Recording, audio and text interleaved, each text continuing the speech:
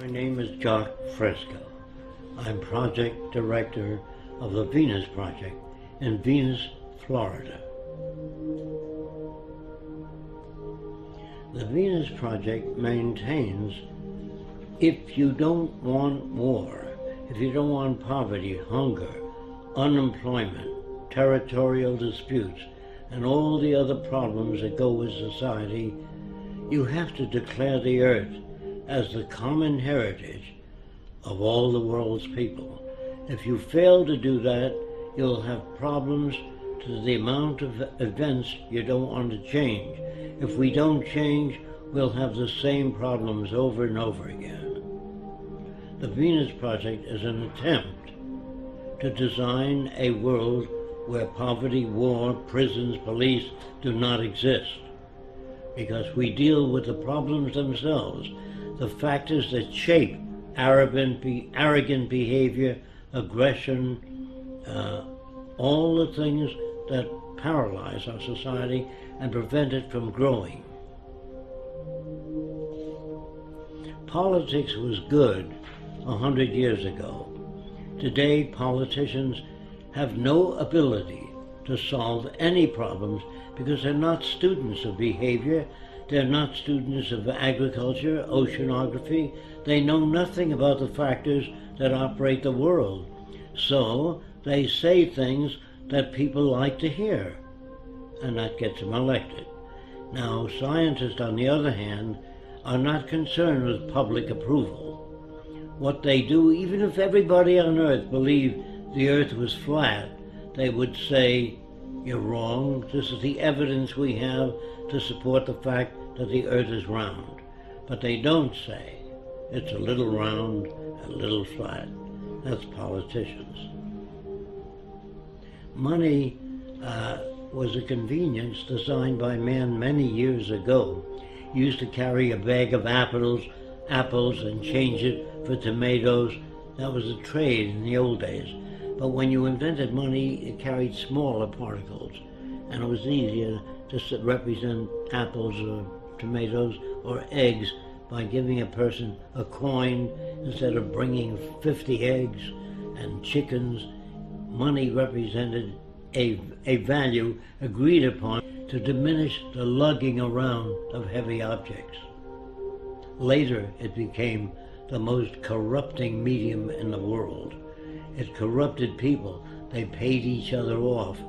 If you wanted a congressman to act in your behalf, you put up a certain amount of money to help him get elected, and you owe that person a favor. And that's the same with the drug companies, the auto companies, the banks. All systems all over the world that use money are basically corrupt. Religion. In the old days, people could not account for natural events. They really know where all this came from, so they assumed there was a guy that lived up in the sky that made all these things. He made the earth. I think he took 6 days. On the 7th day, he rested. If it took 6 days, it means it was turning while he was making it, because you couldn't have a day. And that must be pretty rough to handle things while it's turning. And then he made a man and a woman and put them in a beautiful garden. Then he made a snake which walked upright and said, do terrible things. And the people eat of the fruit of knowledge. And they ate the fruit and he kicked them out. First he made the snake to tempt them. I don't understand this all-loving, all-benevolent being that loves everybody. And then he creates the plague and other diseases when he gets angry. And then if you don't follow the teachings, all the religiosity, you burn in hell. And that sounded to me like a psychopath, not God. But I'm mixed up when they tell me God loves everybody, then he creates a plague where children die. And I say, how come the children dying? Because the children shall suffer for the sins of the parents. This is not a just God. It's a man-made God. So when you ask me whether I believe in God, not the concepts of God I've heard. War is a word which was invented when one territorial group of people took away other people's land. They used force and violence, and war was the media for doing that.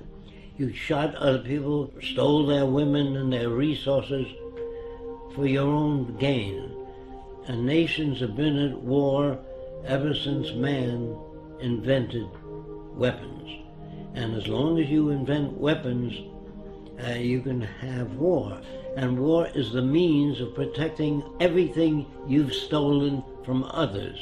No nation starts out very big. They start out smaller and take land away from other people. And they don't take it by invitation. They weren't invited to take over the land. They took it by killing, force, and violence.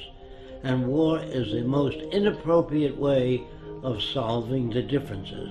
That's why I'm against the Pentagon and the military, because they majorly should be concerned with how to bridge the difference and bring nations together toward a common purpose, namely taking care of the environment, one another, and restoring the damaged environment. That's what I'd like to see in military systems.